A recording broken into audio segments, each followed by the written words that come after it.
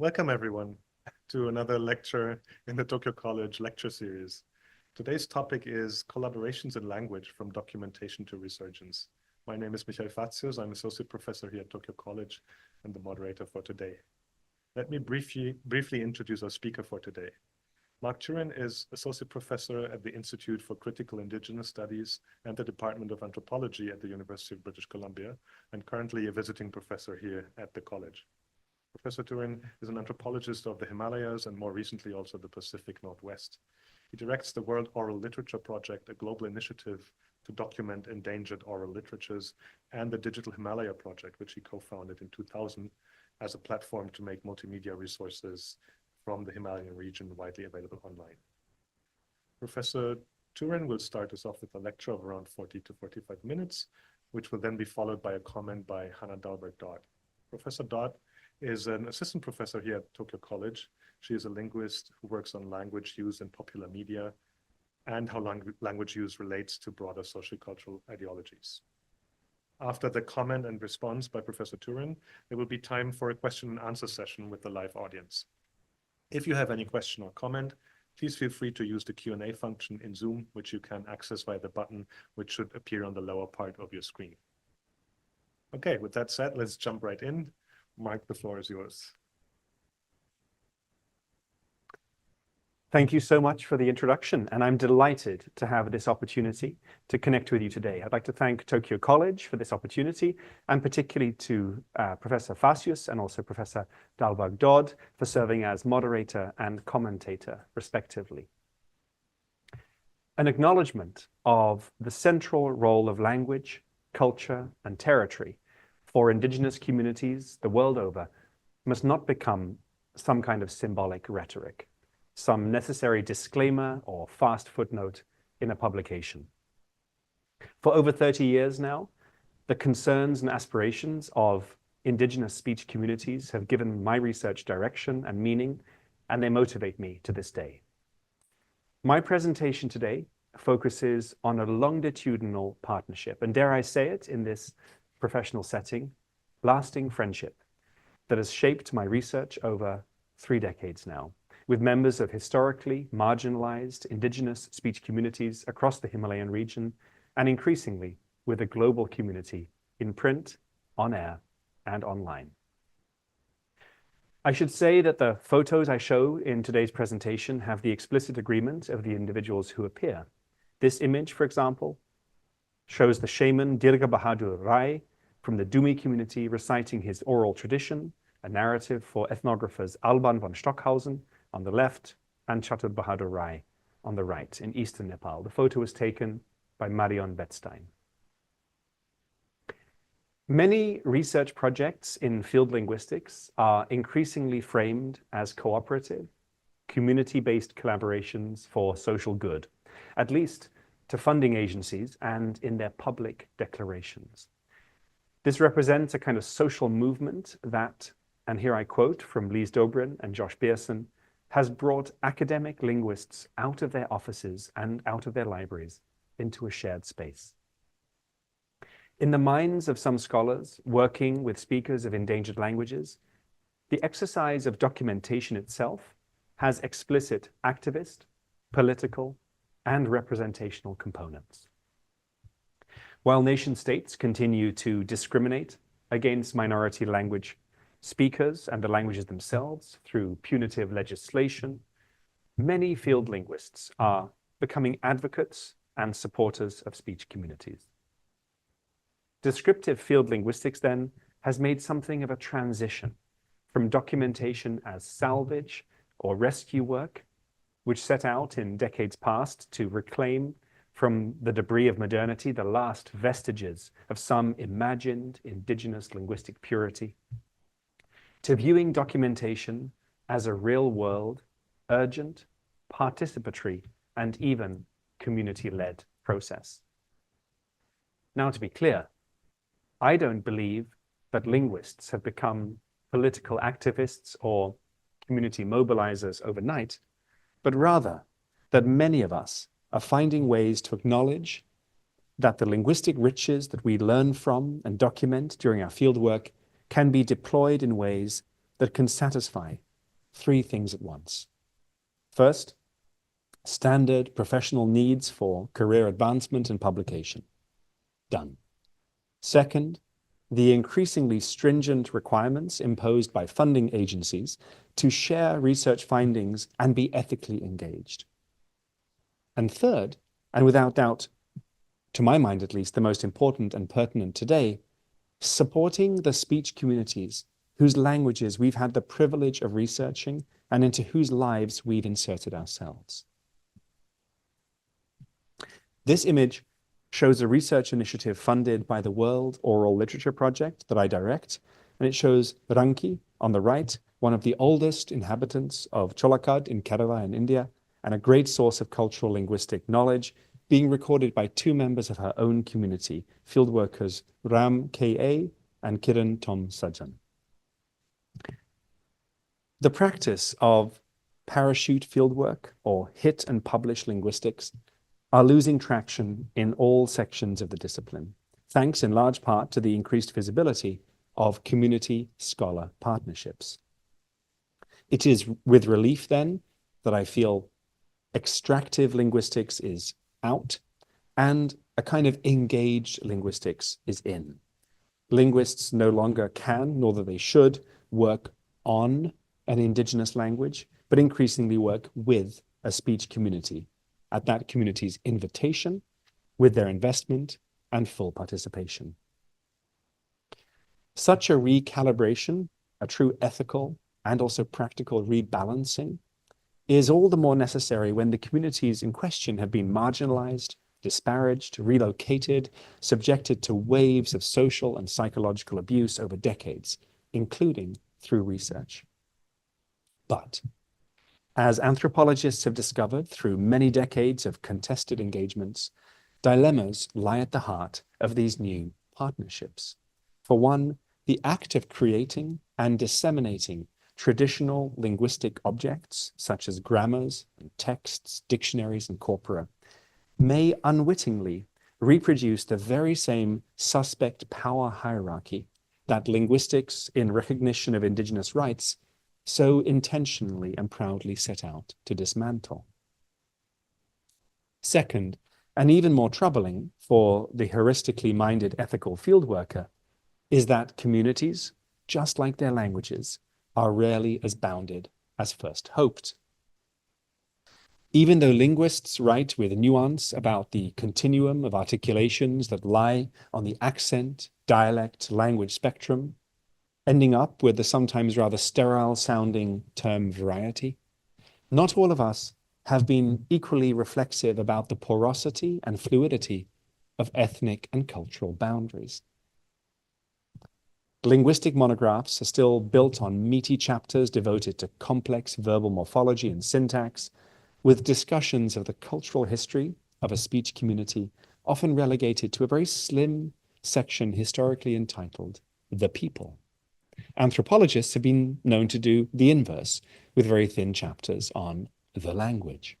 So what happens when the speakers with whom we work turn out to have as many political positions as they have dialects, voices, and scripts, and that various different groups lay claim to different agendas and sometimes competing aspirations?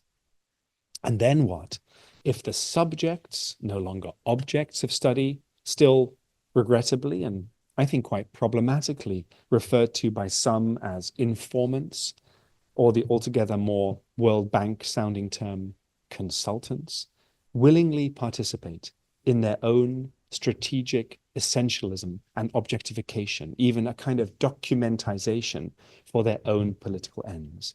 What do we make of this? I think linguists are realizing that collaboration works both ways. We are being collaborated with as much as we are collaborating with. And the products of our research, as well as the documenters themselves, are being harnessed by speech communities in creative and challenging ways. One important shift has been the necessary inversion of established narratives of expertise, informed consent, and intellectual property. Increasingly, and certainly in the Americas, linguists, rather than community members, are doing the signing of documents and ethical protocols. We are moving away from an earlier model in which language consultants signed over their rights of representation, their voices, and their verbs to outside expert field workers, and moving towards a framework that repositions linguists as facilitators, trainers, themselves actually consultants, a framework in which the field worker is being asked to sign a protocol, terms of reference with their Indigenous partners, who are in fact the experts. This is a profound transformation, and it has felt disruptive to some. But instead of perceiving such a rebalancing to be an assault on academic freedom and authority, I interpret it as a unique opportunity to enter into a conversation that is more respectful, more equal, and simply put, more interesting.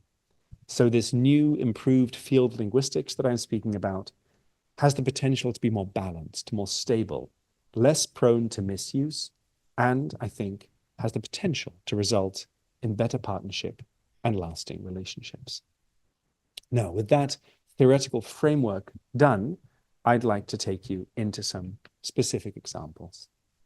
Some years ago, the United Nations Educational and Scientific Cultural Organization, UNESCO, a very important part of the UN family that has regrettably been somewhat underfunded and has neither a stick nor a carrot to yield in many cases, has released this atlas of the world's languages in danger. And out of this document, which is both a publication and also an interactive website, a few key points come out that I think are worth touching on today. About 97% of the world's people speak about 4% of the world's languages. Conversely, about 96% of the world's languages are spoken by about 3% of the world's people. What this means then is that the linguistic diversity of humankind is being managed by, is under the stewardship of very small numbers of people, and at least 50% of those world languages are losing speakers. Linguists, analysts, statisticians, and community members generally concur that about 90% of the world's languages, and we don't honestly know quite how many languages are spoken around the world, 6,500 to 7,000 perhaps, may be replaced in some form by dominant languages by the end of the 21st century. To be clear, we need to be very skeptical of these slightly sensationalist headlines one reads about in the press where one language dies every 2 weeks. This is not what we're talking about, but the decline is absolutely of concern. Different kinds of organizations have found different ways to talk about this, but linguists have started using the term language death to describe the decline of this linguistic diversity of our species. Some people refer to larger languages as predator languages. English, French, global, colonizing languages fall into this category. And some people even speak of linguicide, as in the wanton and willful destruction of another language. Now, interestingly, linguists have been grappling with how to describe the urgency of this work. And what they've done is borrow the metaphor and the structure of conservation biology. So the idea is that languages, rather like species, exist on a continuum from very endangered or even extinct, which is a very problematic term to use about a language, all the way through to languages that are very safe, absolutely no harm and no risk of dying out. Now, if you look at this rather vulgar graphic, you see on the one hand languages on one side and charismatic megafauna on the other. And linguists, as well as others, have drawn a relationship between the two. But I think we have to be quite careful about pushing this analogy too hard. Languages are not species, and there are no zoos for language, thankfully, apart from perhaps a few remaining universities where you can study less commonly taught languages outside of kind of their natural context. And at the same time, as we know, while it's possible to bring a species back from a very precarious state, and the absolute number of reproductively active members of that species are what determines success and the species' future, languages work differently. It's not about the absolute numbers of speakers, but it's about intergenerational transmission. A language that has thousands of speakers, but they're all above 65, is more at risk than a language that has a few hundred speakers, but they are at all generations and all ages. When UNESCO released their Atlas of the World's Languages in Danger as an interactive website, something very exciting happened, which is that for the first time, communities of speakers themselves responded and were able to update and upload information about the status of their languages, which somewhat unsettled traditional models of authority, who gets to speak and proclaim a language to be safe or in danger. And out of this, very interesting correlations started to emerge, ones that have left linguists scratching their head a little bit about how to understand them. Most of the world's linguistic diversity, it seems, is sandwiched and compressed between the tropics of Cancer and Capricorn. A great deal of linguistic diversity is in temperate, tropical climates. Most of it is coastal, and some of it is in kind of remoter mountainous regions, one of which I'm going to take you to today. All of this, however, has drawn lots of attention because it does appear that areas of rich biodiversity are also areas very often of rich linguistic diversity. So people speak of biocultural diversity as an emergent theme in this conversation. This is a snapshot of that UNESCO atlas, and it shows South Asia and parts of East Asia. And we're going to zoom in a moment into the Himalayan range. The first thing I will note is that these dots, these pins or points, which represent a language, an endangered language, are not a wonderful way to represent language. Language mapping is a complex field unto itself, and there's a lot of discussion about how languages should best be represented by a dot on a map, or by a polygon, by a square, by maybe a kind of a heat density map. So these are questions to think with, and representational questions that all of us need to be aware of. So I'm going to take you into the Himalayan range. About 1/6 of the world's languages are spoken in the Himalayan region. This is an extraordinary amount of linguistic diversity, almost unparalleled. But what's striking from this map, which I hope you can see, is that the plateau of Tibet, as well as the plains of India, are remarkably thin when it comes to linguistic diversity. So what's really going on here? And it's a question that's been of concern to me and interest to me for some time. I think part of it is representational, but I think there's another question as well. And one of the themes that I've seen emerge is that there might be a correlation we can explore between linguistic diversity and religious tradition. The plateau of Tibet is mostly culturally Buddhist, and the plains of India are mostly, although by no means exclusively, culturally and sort of politically and increasingly Hindu. And great world religions don't always play nicely with linguistic diversity. There is a process, whether it be through conversion, evangelism, or also just kind of religious persecution, that historically marginalized communities are either converted or pushed into the periphery. And that's certainly the case in the Himalayan region. So many of the dots on this map representing different endangered and often indigenous languages are themselves spoken. These dots represent languages that are spoken by communities that are not historically either Buddhist or Hindu, but practice their own form of traditional religion, whatever that may be. So here we go. We're going to zoom in into the eastern Himalayas, and particularly now into eastern Nepal. And that red arrow symbolizes where I'm going to take you, which is a particular community called the Tangmi or Tami. I'd just like to pause on this map for a moment and say one other thing. The amount of linguistic diversity just in eastern Nepal alone is truly extraordinary, certainly when compared to many other parts of the world. I grew up myself in Europe, speaking a number of different European languages, but the linguistic diversity of this part of eastern Nepal is much richer than all of Europe put together. There's over 130 languages spoken in Nepal, mostly in the east, and they come from 4 different genetically unrelated language families. I started my work with the Tangmi community in central eastern Nepal in the late 1990s, and I'm working with the community until this day.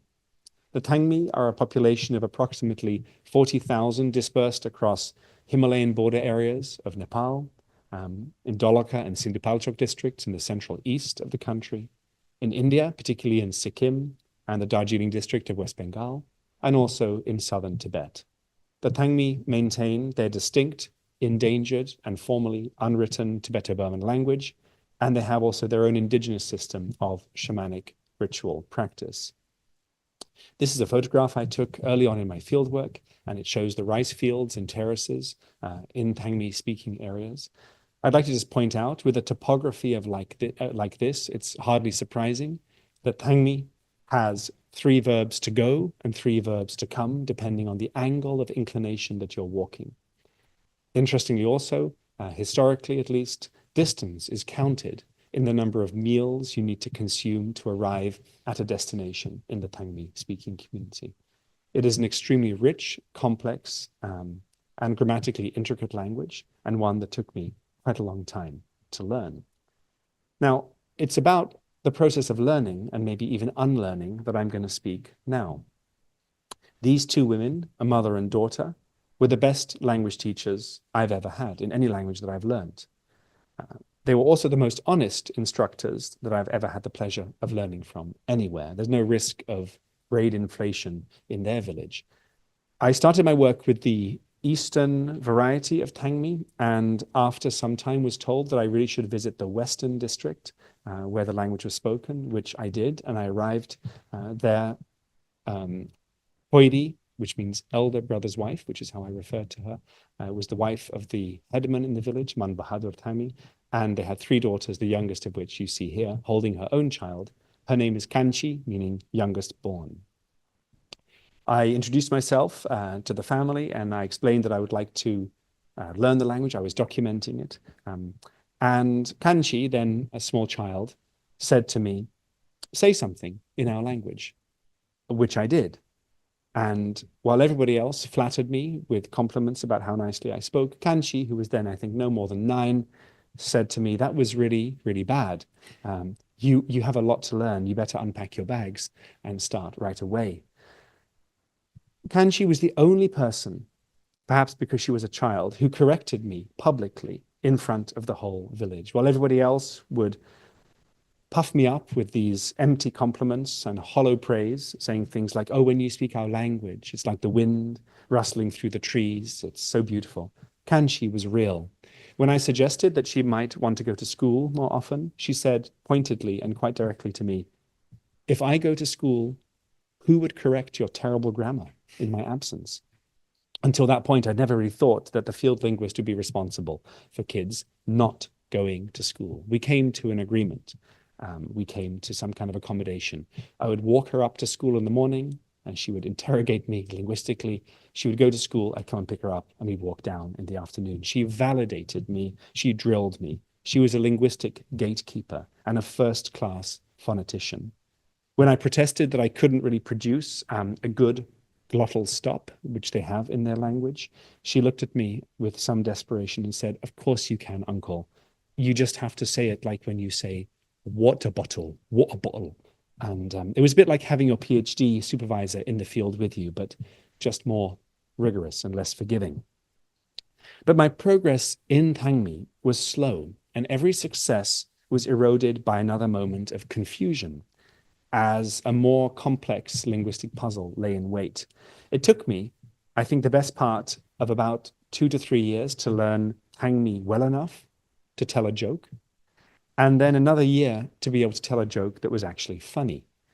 Because while I'd become grammatically adult, I was still culturally a child. I had no real sense of what was resonant and meaningful, funny, and useful locally. But my biggest challenge lay, in fact, in having to expand my memory and deepen my powers of recall. I'd become so accustomed, as we all are, to pen and paper, and increasingly to keyboard and screen, that whether it be a shopping list or people's kinship relations, I always had to write things down. But a pen and paper don't work so well in the monsoon. Certainly not when you're walking up a steep mountain face, collecting fodder and food for the evening meal with someone like Grandma here. who is telling you a story in her language, in rapid-fire vernacular speech, and simply cannot understand why it is you have to stop and write things down the whole time, and also catch your breath. When I would pull off my backpack, pull out my notepad, Grandma and others would look at me and say, "Can't you just remember this?" And my answer was, actually, no. And this local surprise at my limited power of mental recall was heightened, I believe, because in other ways I appeared to be fairly capable. I'd traveled across the world to do this work. I was literate. I was learning to speak their language. I could take photographs, operate a video camera. If I could do all these things, my language teachers wondered aloud, how could it be that I had forgotten how to remember? What kind of knowledge was I trading in that was somehow substitutive rather than additive? In other words, in my world, did I have to eject remembering in order to insert reading?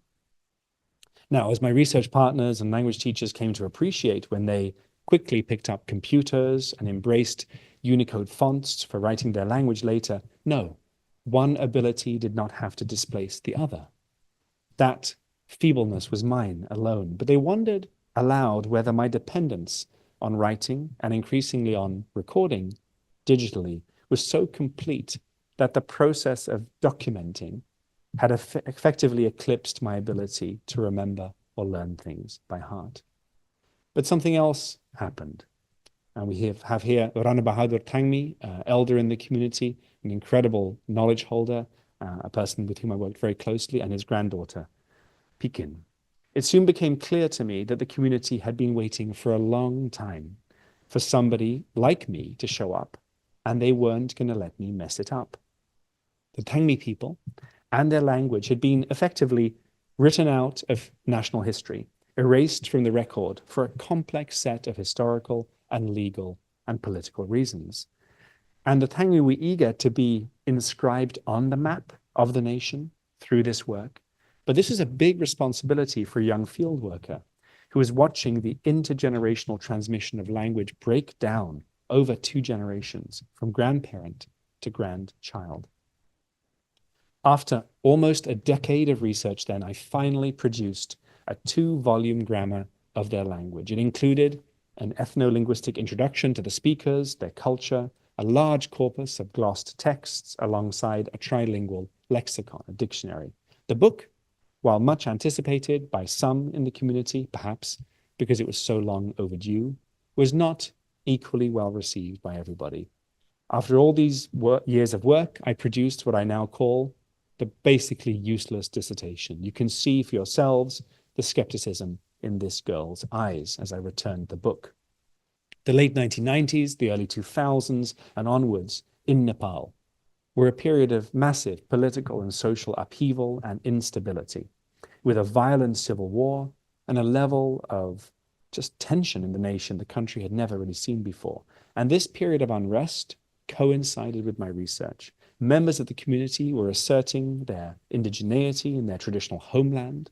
They were linking that to the existence, the persistence of their unique ancestral language. So while some community members were still interested in the abstract idea and the product of a description of their language, others were beginning to ask what it was for, who owned it, why it was in English, and how it was going to help them.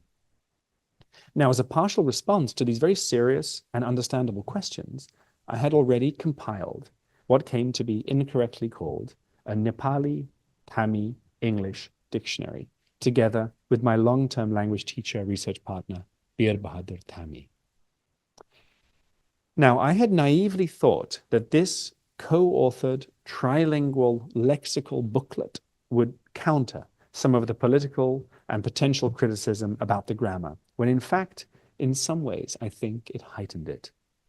In comparing the contents of these 2 documents, a question quickly emerged. How could the massive difference in the size between my dissertation, almost 1,000 pages, and the size of this tiny collaborative dictionary, 115 pages, be explained? What was in the English one, the foreign book, that was not in the Nepali local book? What was I leaving out? were the community being shortchanged?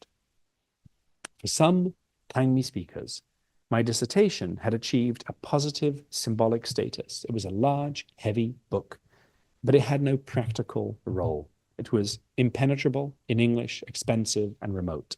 While this shorter, collaborative dictionary had a practical effect and utility, it was accessible and affordable, but it was lacking in the same symbolic impact. It was locally published, small, in fact, somehow too cheap.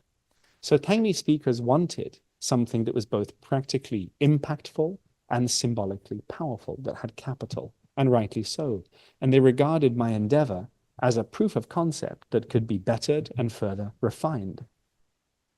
The journey of my monograph changed in form, but also in meaning. It was a distillation of a decade of research, but actually, in some ways, it effectively distanced a community from their language.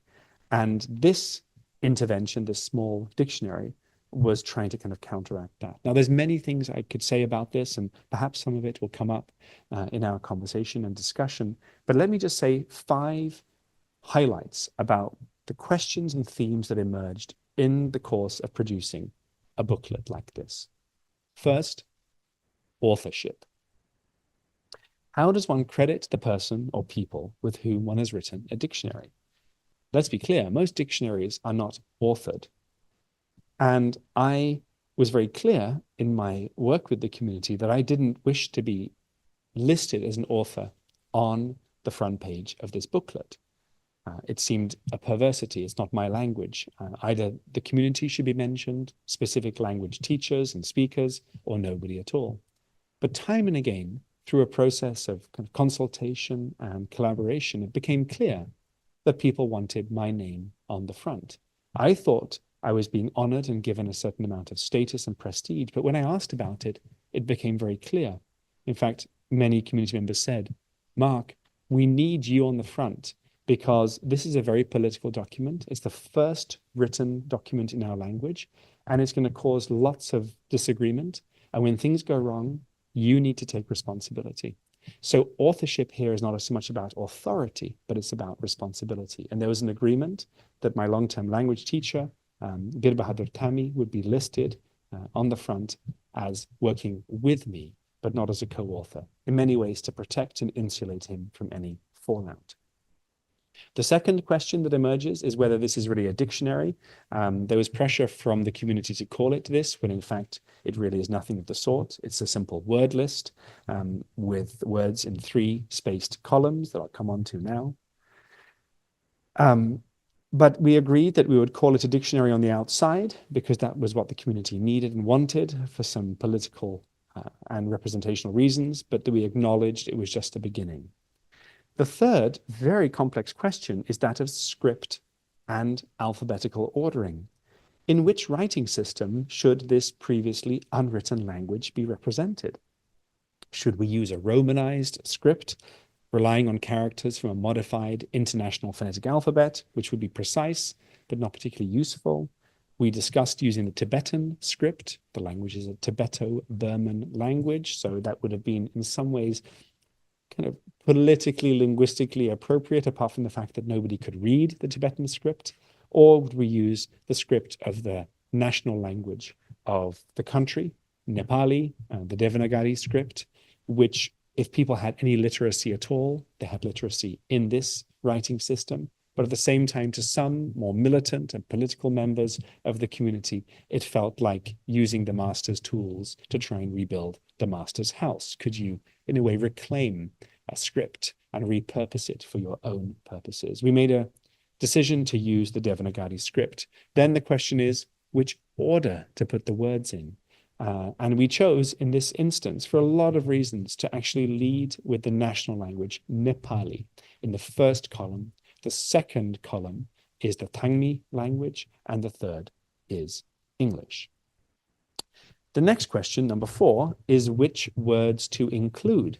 And in fact, I'm going to zoom in here for a moment, and you'll see these are very typical Tangmi words, and there was no dispute about these. They also include some of my favorite terms in the language, including this one, a particular kind of very thin centipede, which is known to reproduce in the ear and cause discomfort. But the kinship terminology of the language is extremely rich and diverse. And as I was learning Tangmi, the people who were teaching me were often learning English and learning, in fact, how rudimentary English is when it comes to kinship terminology. We do not have in English a term for younger sister's husband's younger brother.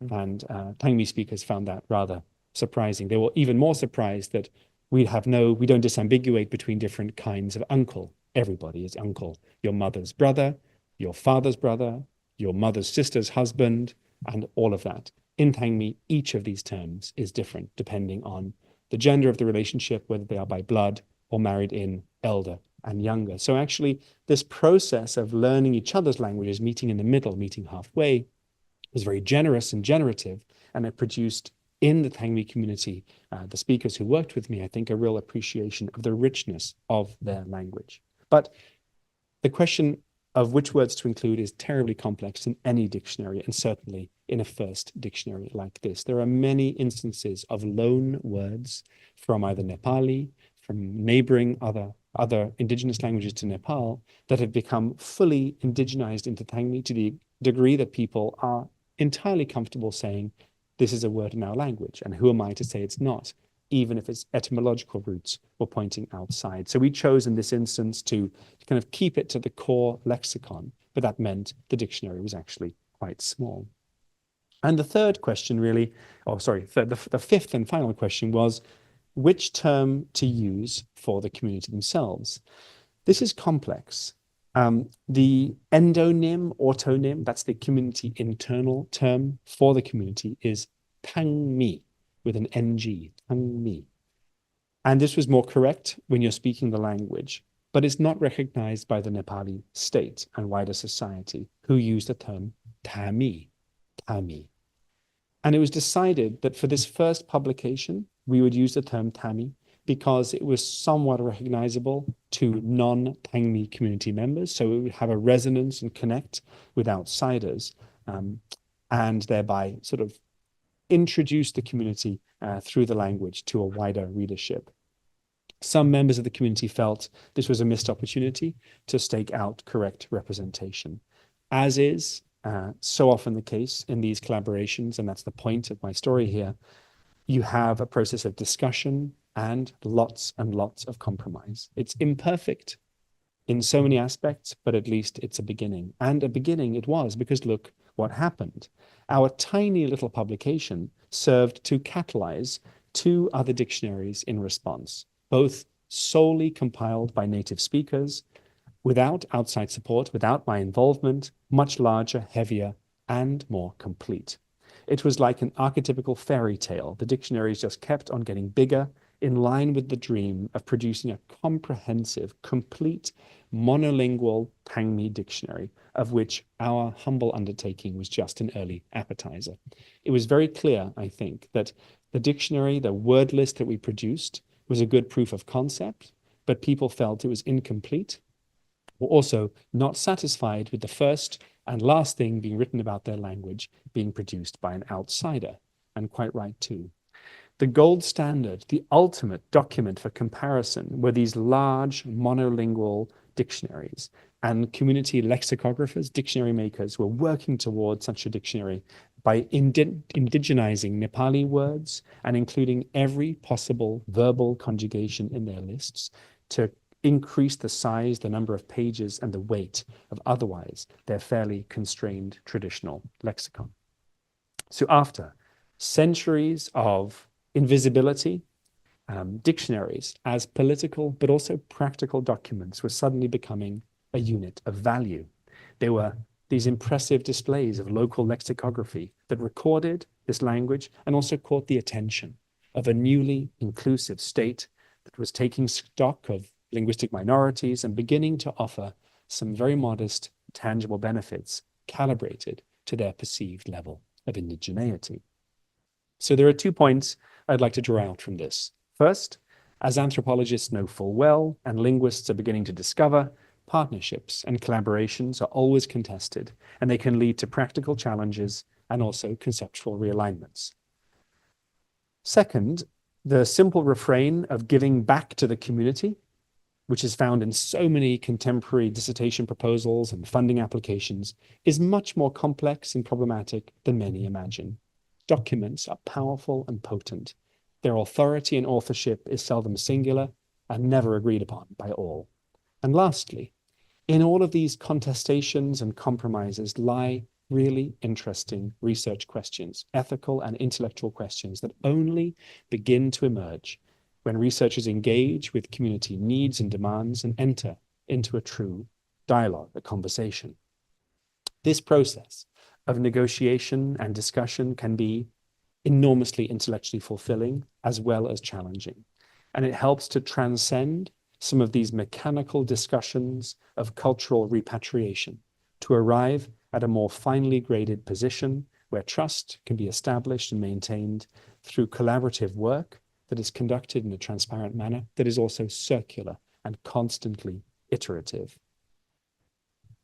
Having been standardized then with some agreement across the speech community through a process that was, I think, as collaborative as the political setting would permit at the time, the challenge was that this language, Thangmi, was now a written language with nothing to read. There was no tradition of literature in the language. Through an organization in the capital city of Kathmandu in Nepal, 2 young literate members of the community attended a workshop to write short stories, novellas, each of them. They were also illustrated by local artists. These publications were a great success. They were rapidly returned and read across the Thangmi speaking area. Now, it's hard to convey to a highly literate audience like this the excitement of seeing your own language in print for the first time. Hardened village elders and senior shamans, almost always illiterate but multilingual, would dissolve into tears as they listened to their grandchildren reading aloud from a book in Thangmi, their own language, for the first time, as until that point, books, learning, script were all powerful things that were bundled together that had effectively excluded them and their language from representation. They had, they felt, through books and through writing, joined some kind of club. After that, a group of community language activists and I worked together with a local Indigenous artist to design 2 primary level school books in the Thangmi language with local content. We felt the curriculum could be and should be based on the land and territory in which the Thangmi live, and to showcase the livelihoods and occupations that actually reflect what they do, rather than some normative idea imposed by the central government where everyone becomes a doctor or an engineer. The illustration should look like people in the village. The characters should have local names rather than Hindu names imposed by the government on Indigenous children, as they have in Nepal and many other countries in the world. Now, these books were signed off on by the Curriculum Development Office, and they are now used in government schools throughout the area, as well as in non-formal education settings and even in classes. Let me now start to bring my presentation to a close. These photos show the late Latte Apa, so named on account of the massive knot of hair on his head. He was a powerful shaman, a compelling storyteller, and a master of ritual practice. And his magnetic appeal and personality was not lost on my 2-year-old son, you see here, who was sitting in his arms. Latte Apa and my son Sam developed a very strong connection, a powerful bond. In fact, Latte Apa named my son Itihas in the local language, meaning history. It was for this generation, he said, that he was working with me and my wife to record his oral texts and his cultural knowledge before they were lost without record. I show these photos of Latte Apa to acknowledge his massive contribution to my work, but also to underscore something else, the impermanent nature of the holders of such traditions. Latte Apa died in a monsoon landslide in Darjeeling. His was the only house that was entirely washed away by the landslide, and he was the only victim. The first topic of discussion in the community of Darjeeling on waking up to discover that he had passed was who was powerful enough and had enough authority to conduct his funeral ritual. Because for so long, Latte Apa had been the only person that everybody trusted to help the souls of the deceased come to rest and move on. He was the master. His violent and untimely death underscores the fragility of this knowledge and the urgency of projects of collaborative documentation and conservation. I received a phone call in the middle of the night from his friends and family in Darjeeling to tell us of his passing. Everyone was devastated, but what we were being asked to do was not mourn, but act. Send immediately, they said, in whatever way we could, by file transfer, Dropbox, anything, copies of the digital video that I'd recorded of him conducting death rituals for others, so that his apprentices in the community could work off those now precious digital fragments and conduct, in an almost surreal and postmodern way, his own death ritual from the performances that he himself had agreed to. Now, I don't want to dwell on these details for too much longer, but I want to convey that these partnerships are cumulative. You can't design a school book without having sorted out its use of writing systems. You can't tackle the writing system without having studied and understood the language. And you can't do any of this without having the trust and community partnerships on which all of this is predicated. We have, I think, a unique opportunity and a challenge before us. It's no exaggeration in my mind to say there are now more professionally trained linguists living than there are struggling languages. Certainly, if we count all of the people who work in language computing and kind of clandestine services and translation and interpretation. We know the most unusually detailed things about aspects of English and Japanese, Latin and Sanskrit, and we still know next to nothing about so many of the world's indigenous and increasingly endangered languages.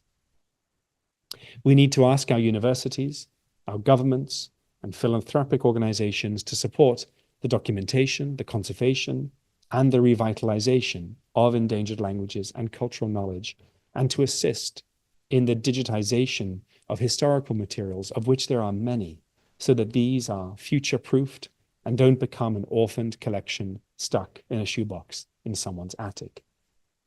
We need lasting partnerships, open standards, knowledge networks, and communities of practice, so we can work together and act in a coordinated way and support language communities who are working so hard to ensure that their ancestral voices are strengthened and do not disappear without record.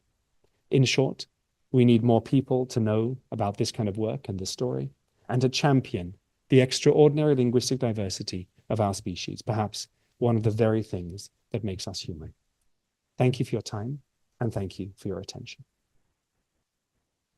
Thank you so much, Mark, for sharing with us this experience of learning and documenting the Tangmi language and how that connects to broader issues and global issues in language conservation and also language politics. I would just like to move on directly to Hannah and her comments, and then you get an opportunity to respond to them. And afterwards, as I mentioned at the beginning, we have time for Q&A with the live audience. So if you have any questions and comments for Mark, please just add them to Zoom using the button at the bottom of your screen. Okay, Hannah, please. Thank you.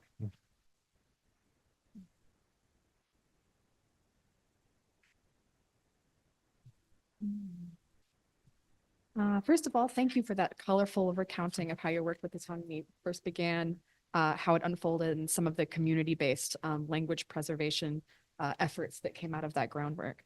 I particularly appreciated the emphasis on the importance of working with communities and languages, not simply on them, and the increasing movement away from extractive approaches to fieldwork more broadly.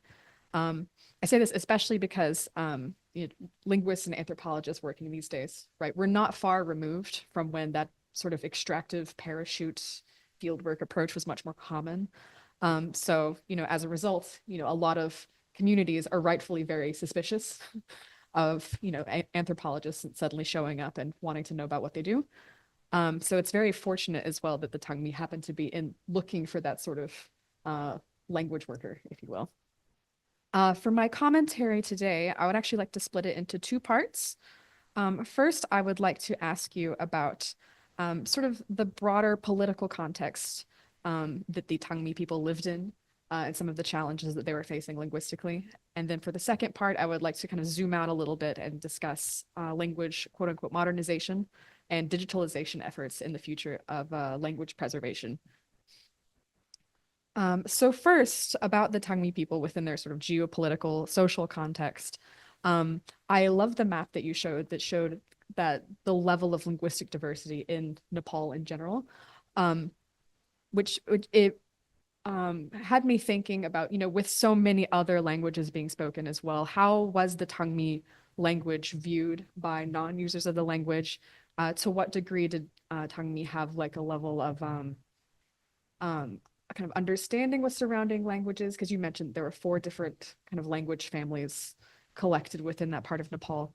So I'm really interested kind of how they were situated within that context, both culturally and linguistically, and whether there was social pressure to avoid the use of Tangmi, since, as you know, one of the challenges facing a lot of indigenous language use is simply kind of political pressure not to use it, or just outright like banning of that language use.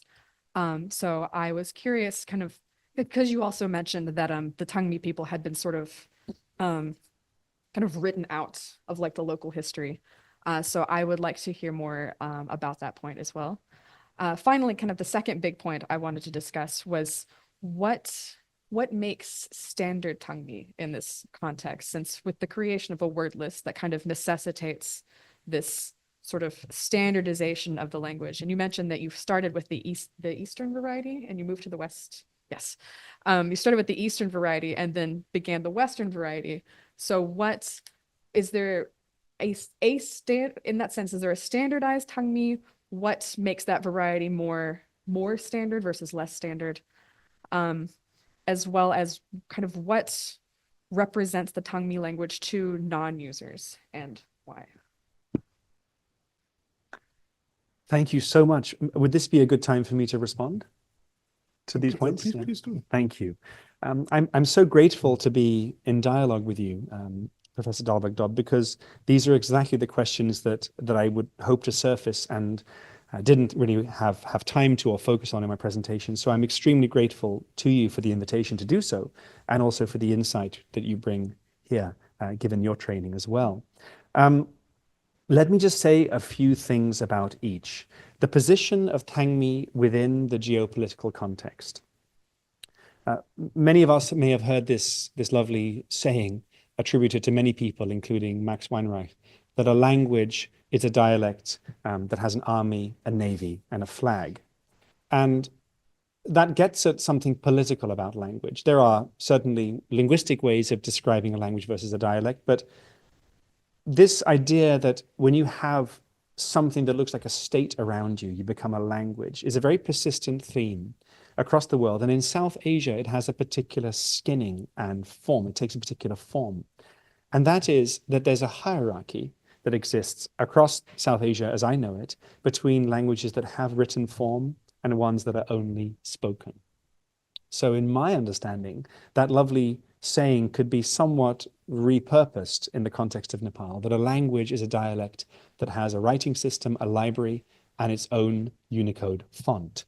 So in Sanskrit and Nepali and Hindi, a language with a writing system is called a bhasa. It's a word that many of us will know from Bahasa Indonesia and other languages. Bahasa means language, but it's hard to imagine Bahasa without script. And Boli, meaning spoken form, is something that is considered hierarchically less powerful. So I think the geopolitical context of Tangmi within Nepal and more widely was that it was a Boli, it was a spoken form. There was historically quite a great deal of shame attached to speaking it. In fact, when I heard it spoken in market towns as I was learning it, I would often say to people, "Oh, you are speaking the Tangmi language, and I'm learning it." And they would respond in their language, totally fluently, saying, "I'm not speaking my language." And I would say, well, that's a bit funny because I'm speaking your language, and what are we speaking then if we're not speaking your language? But there was a real sense of shame and effacement about this, because they had been told, as you rightly indicate, that being Indigenous, speaking your language, were all part of being non-modern, being backward, being uncivilized. These are words that are not of my choosing, but these are certainly words represented in the Nepali government documents of the time.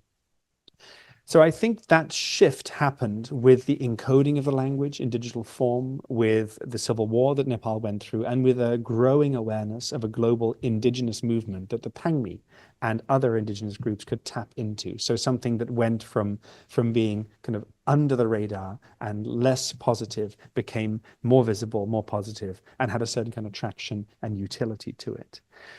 That's a partial answer to the question. I will say, as a bridge to the second, which is a very welcome and important point about standardization. I mean, standardization is a terribly tricky thing to get into. Nothing is given without something being taken away.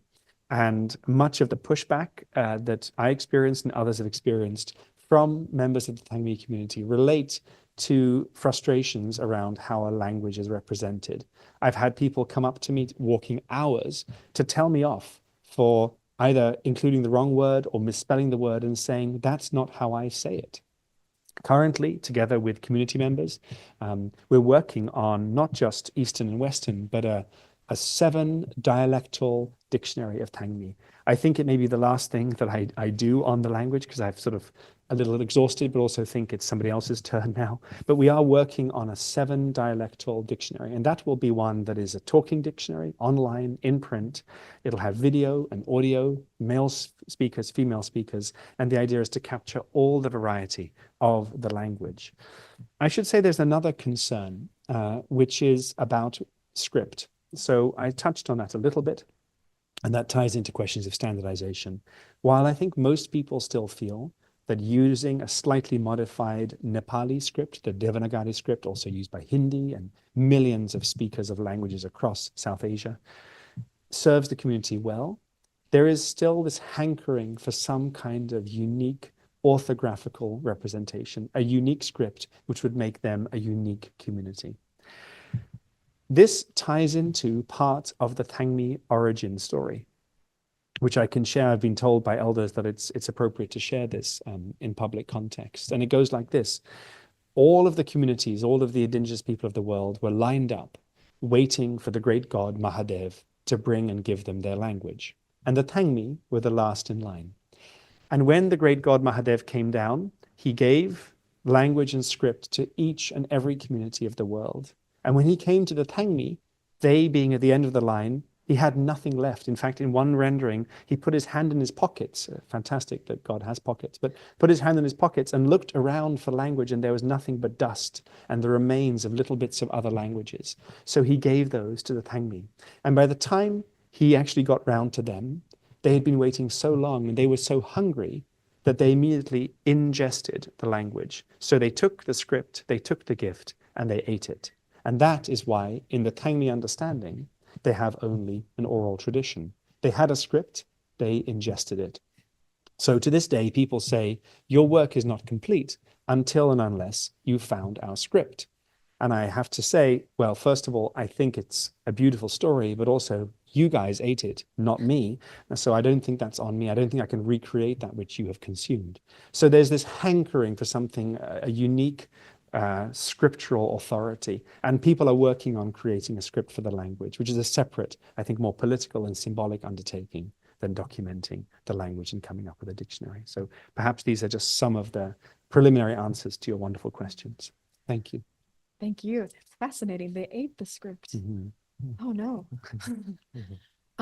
Speaking of the use of Devanagari, actually, do you know of any other languages in Nepal that kind of came to a different conclusion, like decided to use a different script other than Devanagari, or came up with their own in their own processes of sort of documenting their language?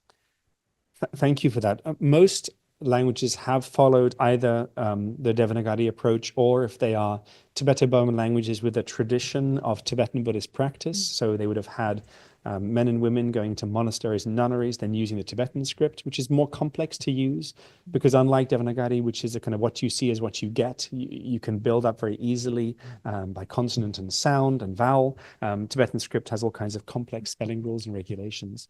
Others have leveraged and piggybacked off regional scripts.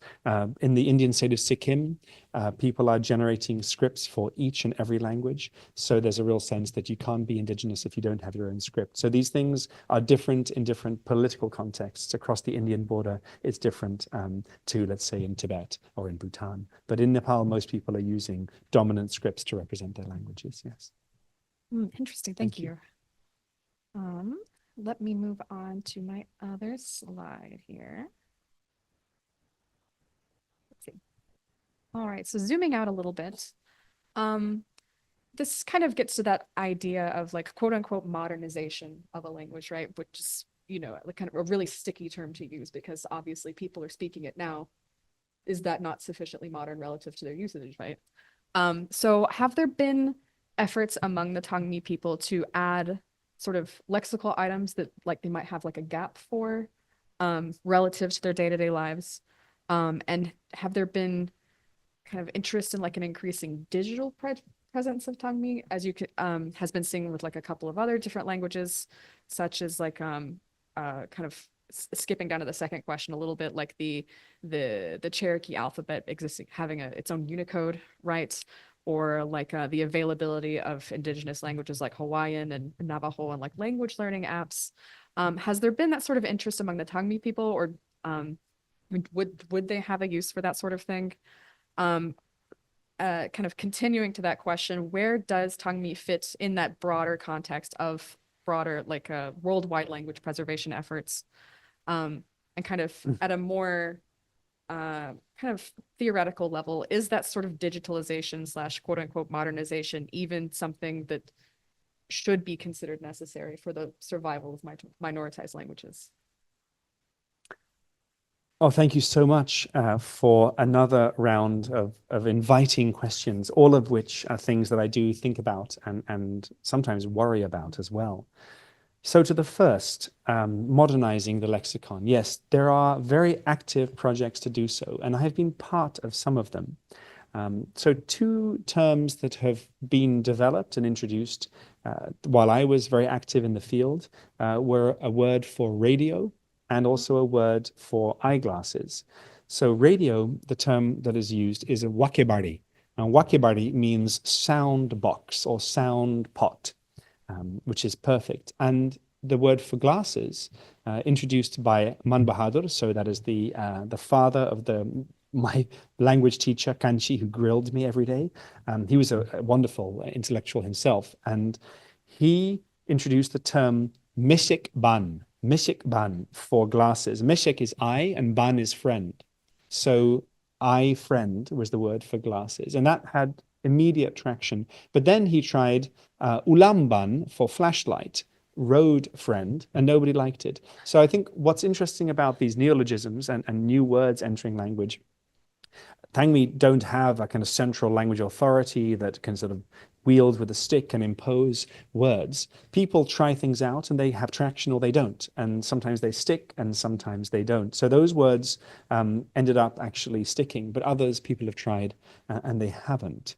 I think the other interesting question about modernization is both a step forwards and a step not sort of backwards, but also to reclaim something that was lost.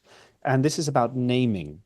So historically, people had traditional Tangmi names, but over really remembered history and going back a couple of generations, the Nepali state really imposed its own sort of Hindu logic onto indigenous people. So indigenous names were just overwritten and have ceased to be known. So there's a slow process of bringing back indigenous names and clan names as well. In fact, Man Bahadur, the same indigenous intellectual and politician, he gave me a very interesting Tangmi name. He said, I'm going to call you Nakaman, which means new person. Naka is new and man is person, like Neumann. He said, you are new to us, but you seem to be sticking around. And this mark thing we can't pronounce. It doesn't sound like anything that we would normally say. So you will be Nakaman. And at first, I thought this was kind of very nice, a little bit kind of cutesy, but I was somewhat allergic also to, white folk who walk into Indigenous contexts and immediately kind of take on native names. So I was quite reluctant, but actually people got quite upset if I didn't use it. They said, it's a gift. It's actually extended to you, and it is your responsibility to represent this. So call yourself Nakaman. So in the Thangmi community, that's how people refer to me in large part. So I think there's a growth of Indigenous names as well, and people are naming their children Thangmi names of places, plants, etc. Toponyms are coming back as well. So modernization through tradition in a certain way. The last wonderful question about kind of how this situates within global efforts, language preservation more generally, modernization, digital tools, etc. Yes, I think the using the Devanagari script has meant that it's been relatively easy and seamless for people to mobilize their language in digital spaces because there haven't been complex encoding issues. So yeah, Thangmi has gone from being entirely invisible to being now quite common. You can type, tweet a text in Thangmi because you can just use the Nepali keyboard for it. Interestingly, I would say it's not texting and writing that has been most exciting to people. It's other kinds of digital technology. And this is an area that I'm really looking to explore more deeply and with more care. It is the power of certain tools that we all use now to transmit orality without writing. So while I do get emails in Thangmi and text messages on WhatsApp, I get far more voice recordings in Thangmi, where people will speak and record themselves and send it asynchronously. And it's a pretty extraordinary thing because sometimes these are people who don't have easy access to writing and certainly would never think to craft an email, but they can just tell me a story. And now with the growth of access to internet technology, solar powered charging, satellite uplink in remote parts of Eastern and Western Nepal, I'm receiving voice notes from community members who previously would never have been able to do that. I mean, my first communications when I was not in the village were by aerogram, which the older in the audience and in our community will remember as things you had to write and seal and send. The other area of great innovation is community radio. Another example of a technology that doesn't require any writing. So you can listen asynchronously, you can record and send and transmit songs from before. So radio, orality, voice recording, these are areas of great growth in the community. And I think they are going to be very important for language preservation more generally. Thank you for that. Thank you so much. I think we should probably open it up to the audience now. I see a couple of questions in the Q&A. Yeah, we can. Thank you for your comments and thank you for the responses. And I think that also points to interesting development, right? Where it feels that like writing and conservation and writing maybe is overall speaking losing a bit of relevance in a good way, right? That like it seemed to hold up the power of writing and also of like colonial and imperial power that had the power over writing, right? And now it's not necessary anymore to have high status potentially as a language and as a community and a minority community or indigenous community to have that writing system or not, right? It's very interesting. I mean, it's all emergent, I think, but it points in that direction. Yes. So there's a couple of very interesting questions and some of them relating to your experience with the Thangmi community, which I want to start with, and then opening up to some of the broader concerns that are implied or briefly mentioned in your talk. So the first ones are, how did you find out about the Thangmi community originally? Did somebody help you make that initial connection? Should I take them one at a time? Great. That would be nice. Yeah. Thank you. Yes, I realized as I was speaking that I didn't mention that. So I'm grateful to whoever has asked that for this question. And it is an important one. It's also slightly embarrassing because I think it represents an era of research that seems maybe thankfully also fading and not so intentional. I was very fortunate to receive a fully funded PhD position at Leiden University in the Netherlands. I should add that my mother is Dutch and I grew up speaking Dutch, so having the chance to live in the Netherlands was definitely an appeal for me. And the professor with whom I was going to work, an extraordinary linguist and scholar, multilingual human called George Van Dream, had a map on his wall of the languages of the Himalayas. And he had established recently the Himalayan Languages Project with funding both from the Research Council in the Netherlands and also some private philanthropic organization. He'd received a large award from the Rolex company that makes watches because they thought his work was urgent and important. So Professor Van Dream had a map on his wall, and on the map were dots and names of languages, and they were representing the linguistic diversity of the Himalayas. And the question was, would I work with him on a documentation project of a hitherto undocumented Himalayan language? And if so, which one would I choose? And I'd already lived and worked in Nepal for 9 months as a school teacher in a different part of the country, and I was quite interested to return there. But Professor Van Dream rightfully pointed out that the language spoken there, the indigenous language, one variety of it had already been documented by a very good linguist, and that it would not be maybe so scientifically important to document another variety, that there were other languages to explore. So I was looking at the map, and Professor Van Dream went down to get coffee, and he said, please decide in the next 5 minutes where you'd like to work. So it was rather random in that respect, in that I selected the name of a language on a map. But of course, that's just the beginning of the story, because then I actually went to Nepal and tried to reach out to the community. And two things were apparent. One, that there was next to nothing written about the language and the community. There was a little bit of research that had been done. Interestingly, the very earliest work that I could find was done by a Japanese linguist who worked for an evangelical organization called the Summer Institute of Linguistics, who translate scripture into indigenous languages around the world. And the other was by a French scholar who was starting a PhD on the Tangmi language in the 1970s, but had never completed, never published. So there was next to nothing written. So I think a combination of the absence of a documentary record, plus the fact that when I actually visited Tangmi speaking areas, there was enormous interest in somebody doing this work. I think had there not been interest and traction, I would have probably done something else.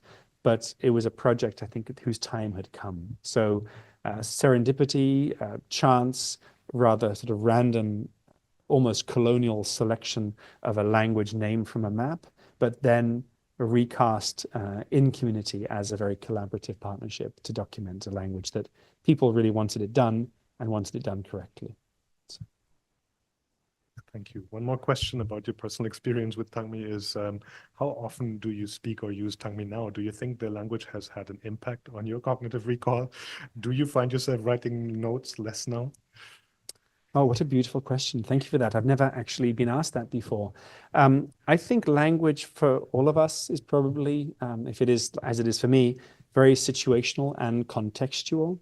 When I'm in the community, it sort of comes alive in me again. But given that so much of what we do is now technologically mediated, there are not a lot of words for many of the things that I do in my day life, for example, back in Canada where I now live. But when I'm in a Nepali village, a Tangmi speaking village, then the lexicon is so much more apparent because all the objects and behaviors and things are around me.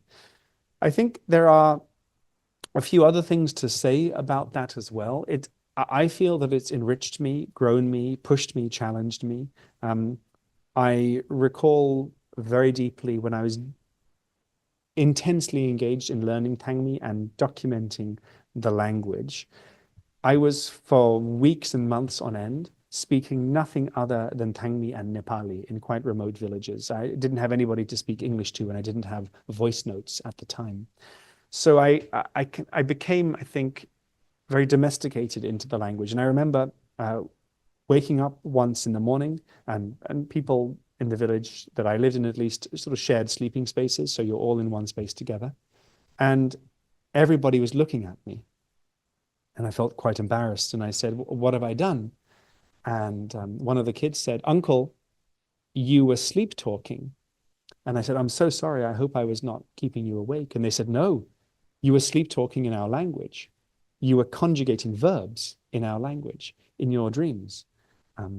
And I felt that was slightly embarrassing, but they thought it was absolutely wonderful because it was a sign in a way that I had become sort of localized, that even when I was not trying to, I was speaking the language. I will say I have watched as many elders and community members have left their village and come to urban settings for education, for health, for work, and how it's a real effort to keep a language, an indigenous language, alive outside of traditional homeland areas when the topography, the landscape, the location is different, when you have fewer speakers, and also when the foods you eat and the ways you live are not traditional. So I think the language is at a sort of inflection point.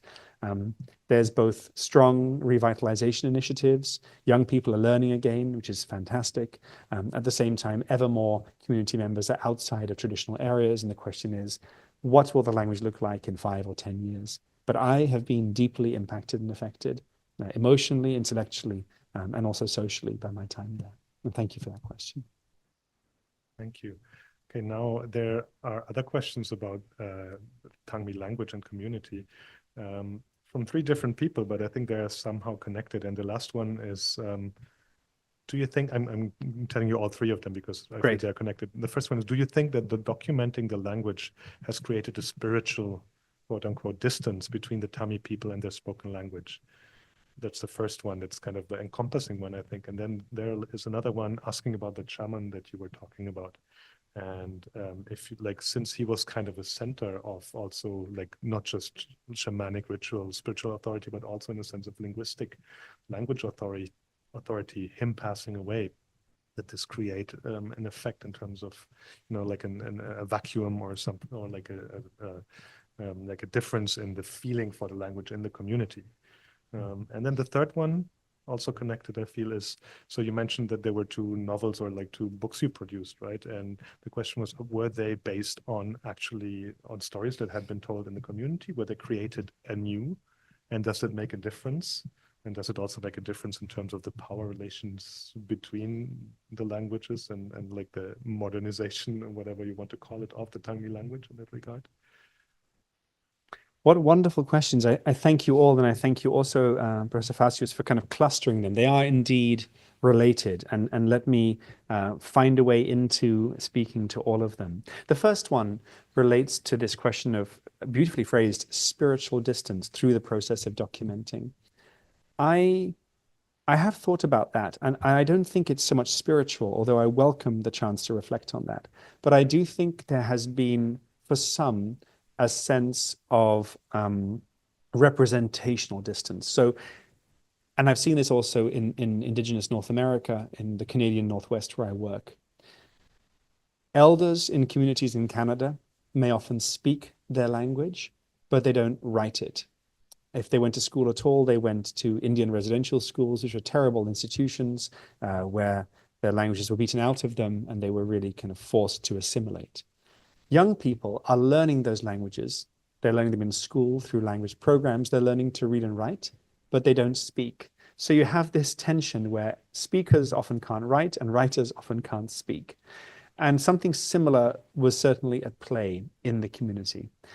There was a generational break between elders who didn't feel that writing it down was a very important process, and youth who felt, youth activists, language workers in the community, culture workers, and politicians who felt that without some form of documentary tradition, without some form of legible textual form, the language and the community simply wouldn't be able to make claim to the resources of the state. And I think probably, if I had to put myself somewhere, I would align with the youth here, because I think they were right about that. Interestingly, the power of multimedia recording was a way to overcome this. Many of the elders, including Latte Apa and Rana Bahadur Tami, who I showed pictures of, they were very interested in what they called videoalizing. So the process of documenting their narratives through audiovisual recording.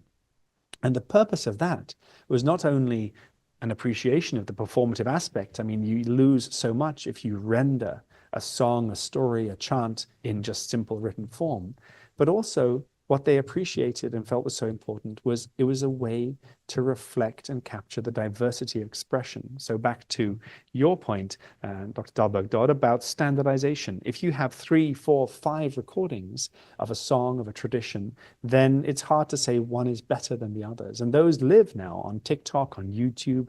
They've not been uploaded by me, they've been uploaded by community members. So I think orality was something that the elders were committed to furthering and perpetuating, and textual rendering and orthography and writing was something that the youth were interested in. So that kind of addresses points 1 and 2. In terms of the third question, that's also a very interesting one.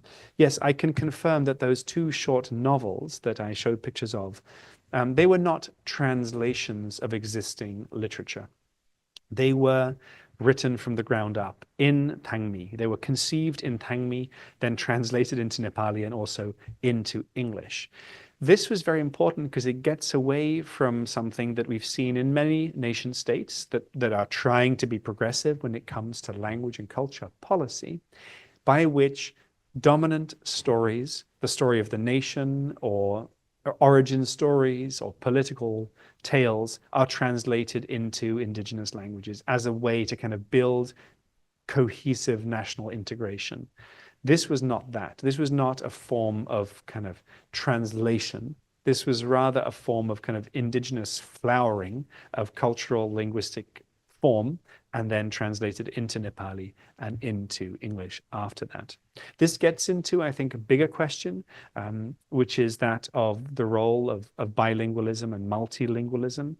I've come to believe that actually monolingualism, speaking only one language in all contexts, is really an ideology, and something that monolinguals, people who have that condition, it's very hard to imagine otherwise.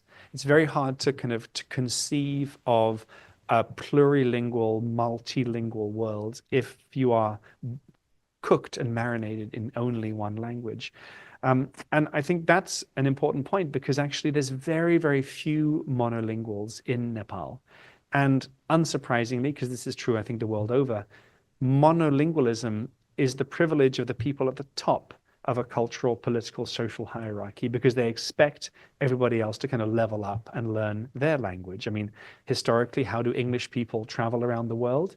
By speaking English loudly and slowly, not by learning other languages, right? So this is the kind of the arrogance of monolingualism, I think, is baked in to many conditions. So monolingualism is the domain of the elite. And certainly there are monolingual Nepali speakers who are very fluent and comfortable in the national language. But if you have Thangmi, maybe another regional language, increasingly English, maybe Hindi, then you have a kind of linguistic dexterity and fluidity, which is something that is becoming, I think, more visible and more prized, whether it be in the workplace and also socially acceptable. So I think there's a question here, sort of one of the frameworks behind it all is, what is the role of bilingualism or multilingualism in a modern nation state? And I think in Nepal, it's been encoded in the constitution.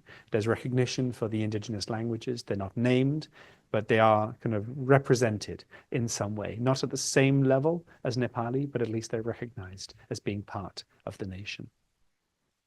Thank you.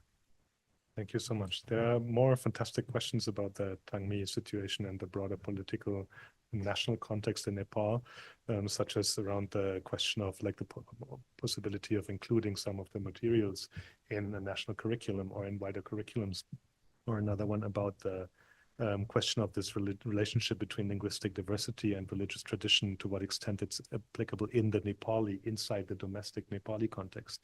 But since we just have a couple of minutes left, I wanted to highlight another question, or 2 questions if we have time, that are like about the global aspect of what you have been talking about. And so one of those is about the question of the relationship between biodiversity and linguistic diversity that you mentioned. And the question is like, what do you think are some factors that contribute to that connection that you pointed out at the beginning? And can the loss of biodiversity be a factor in dying languages? Can conserving one help protect the other? And then I have a last one after this one. Thank you. I think this is a very exciting space, and I'd like to credit not only a number of Indigenous writers and thinkers who are working on this very question, both language and the environment, but also biodiversity and linguistic diversity, but also point to the work of Dr. Louisa Maffei and the organization that she founded, Terra Lingua, which is actually based in British Columbia. And Dr. Maffei really introduced the idea of biocultural diversity quite a long time ago now, and it's had increasing traction and momentum. I think we're faced with a loss of diversity in all forms, and the climate crisis and the environmental breakdown of many parts of the world are bringing all of this into alignment for us in new ways. And I think it is a feature of kind of Western epistemological traditions that try and break things into different units, knowledge systems, and disciplines.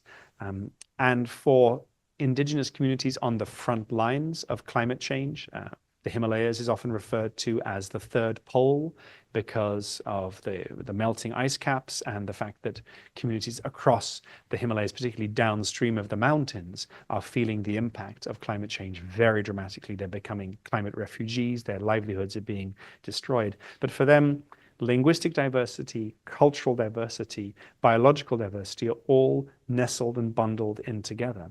This is a really exciting area to be working in, and I think is an area where Western science and Western disciplines are catching up slowly with Indigenous knowledge systems that are much more integrated, holistic, and appreciate the interconnections between different ways of knowing the more than human world, as well as a deep sort of sense of spiritual awareness around place, around culture, around food, agriculture, etc.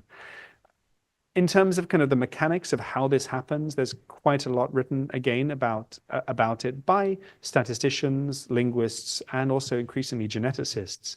There's no doubt in my mind that the kind of speciation that is possible in areas that are rich in flora and fauna also often produce very specific kind of cultural linguistic worlds. It is striking, whether it be in Papua New Guinea, parts of the Amazon, I've not visited either, or the Himalayas that I've traveled across, that you can be in different valleys. You can stand on top of a hill, look north, south, east, and west, and in each valley, a different language will be spoken by a different community. Yes, they trade, they are interacting with others, but they have very strong traditions of local cultivation, local harvesting. And that localism, that specificity, I think has helped produce incredible linguistic diversity. We know a great deal actually about how languages change. We also know a lot about how languages become endangered.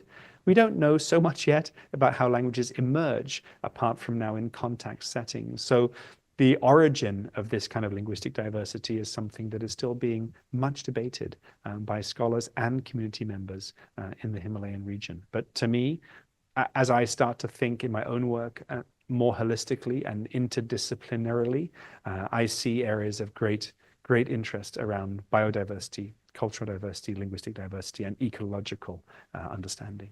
Thank you for that. Thank you so much. Then for our last question, there's a connection to also what Hannah talked about in relation to the digital aspect. And the question is, how optimistic are you about large language models, generative AI, acting as talking dictionaries, living archives, and language tutors for endangered languages? Is it possible to develop these tools without lapsing back into the extractive linguistic paradigm we discussed? What a beautiful question, and what a perfect way to end our time together, particularly given how digitally mediated this event has been. I think this would be a case where we should look to Indigenous scholars who are writing a lot about this. There's a lot of work now about Indigenous AI and Indigenous computational tools and technologies for language.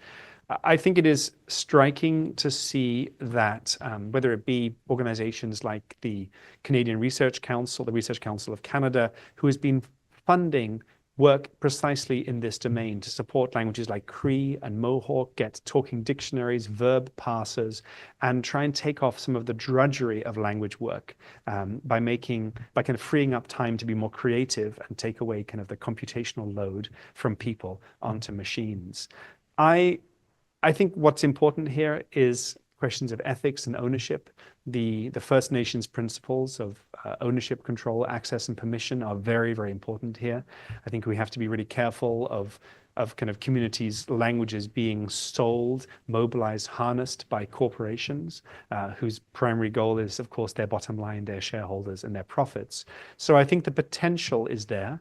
A lot of these large language models rely on corpora, they rely on existing data sets, and we don't often have those data sets for Indigenous languages. So perhaps I can end with this cautious optimism, if a little skeptical about how it's going to go, but certainly watch this space, and when in doubt, follow the Indigenous theorists. Thank you so much for this last strong statement. And with that, we have to wrap up.